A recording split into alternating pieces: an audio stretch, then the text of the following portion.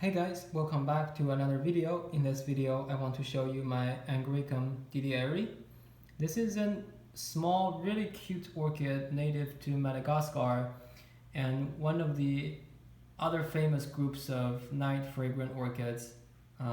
As you can see, this is white, and as an indicator, they're usually moth pollinated, and because they don't really have bright colors to attract pollinators, they emit really powerful scents at night to attract moth. Another group of really famous night fragrant orchids are Brassavola, but Brassavolas are usually that group, or many Cattleyas are from tropical, central, subtropical South America. But this group of orchid Angraecums are from Africa mostly. And this famous, if you look at the flower itself, okay, let's look at the plant first. The plant is pretty small. This is my finger. This is my index finger for comparison. You see the leaf is not as even longer than my finger. It's a pretty small plant, and it never really gets huge. When the plant is really mature, it will just put out growth keikis at the base, unlike say Cattleya which will put out rhizomes on top of which there will be new soil bulbs and flowers.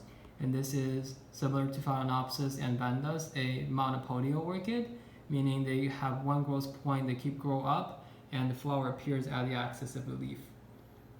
And it also has this really unique roots that are kind of warty, and it's not because it's wrinkly and dehydrated. The roots are just really interesting looking. They're warty, and you see this root is branching with new root tips. Okay, so onto the flower itself. If my camera will focus on this tiny little cute flower. The flower again is pretty small. This is again my size for my hand for comparison,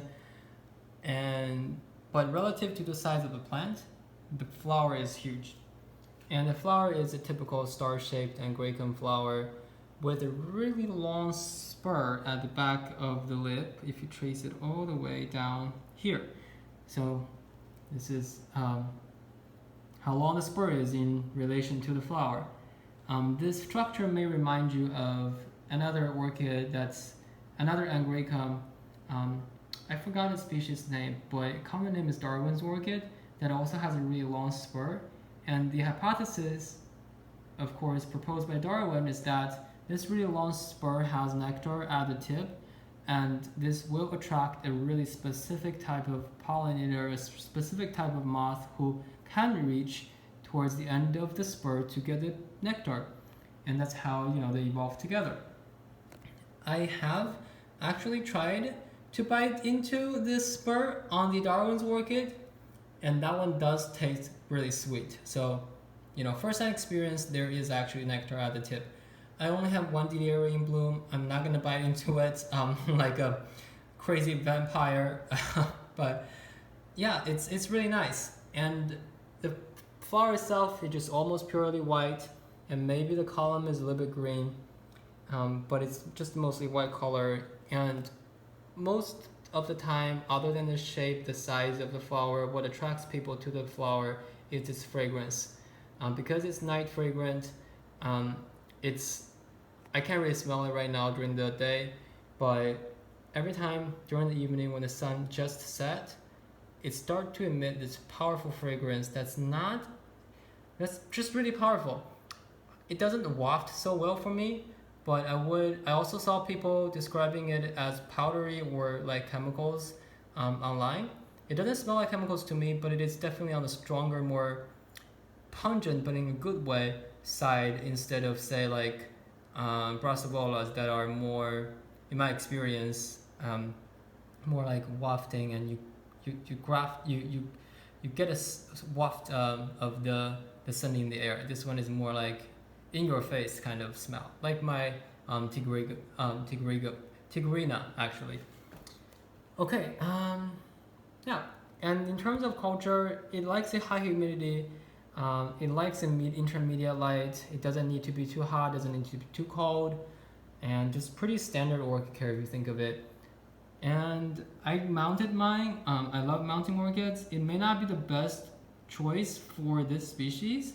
They might appreciate a little bit more humidity, but this one is still actually doing okay, and the leaves feel pretty hydrated, so I'm not worried about that, and I won't take it off the mount because I love it mounted, and when it produces more keikis at the base, hopefully this can fill out a lot more.